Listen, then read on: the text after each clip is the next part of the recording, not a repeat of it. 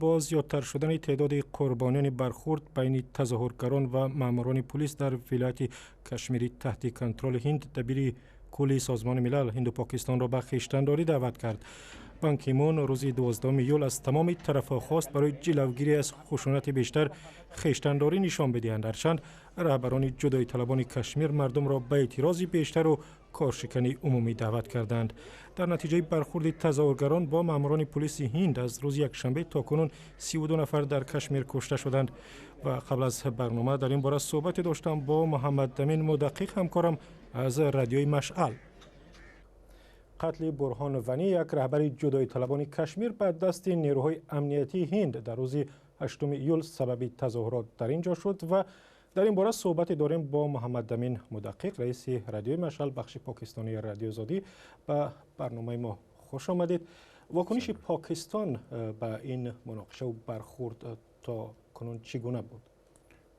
ببین، مسئله کشمیر و مسئله جدایی طلبا در کشمیر یک جنگ غیر مستقیم یا جنگ استخباراتی بین هند و پاکستان است که گاهی این به اشکال مختلف ظهور میکنه. گاهی به شکل تظاهرات میشه، گاهی به شکل جنگ های شدید میشه و گاهی هم این میلیشاها که گفته میشه که تعدادشان در پاکستان مرکز داره از خط عبور میکنه و اونجا حمله میکنه. اما این بار بعد از کشته شدن یکی از قماندان های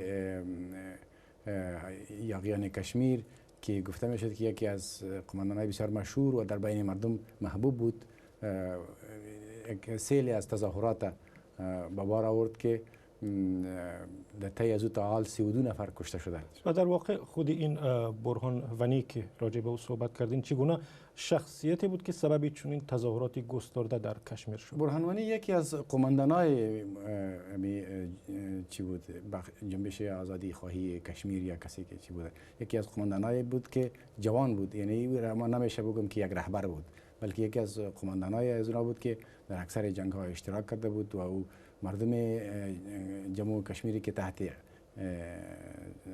تحت حکومت هند هستند، اونا اکثرا احساسات ضد هندی دارن. بنابراین هر قماندانی که زیادتر در جنگ‌ها بدرخشه، در جنگ‌ها اشتراک کنه، او از یک محبوبیت خاصی برخوردار میشه در بین مردم. بنابراین یکی از قماندانایی بود که در نظر جدایی طلبان یک آدم بسیار مهم بود، یک آدم بسیار کلیدی بود. اوضاع امروز چگونه بود؟ نظر به روزهای پیشین آرامتر یا همچنان؟ اوضاع نظر به روزهای پیشین آرامتر بود. تظاهرات بزرگی دیده نمیشه، ولی در همه جا عساکر هندی دیده میشه که پیره میکنه. تظاهرات کوچکی بود ولی تظاهرات بزرگ تا هنوز گزارش نشده، اما تعداد تلفات بالا میره، چون گروه های کوچکی از مردم با پلیس و نیروهای امنیتی درگیر میشه، اینا سنگ پرتاب میکنه و از اون طرف فایر میشه، بنان تعداد تلفات بالا میره. تشکر. محمد امین مدقق، همکارم از رادیو مشعل بخش پاکستانی رادیو آزادی صحبت میکرد. تشکر زیاد به شما. لطف شما.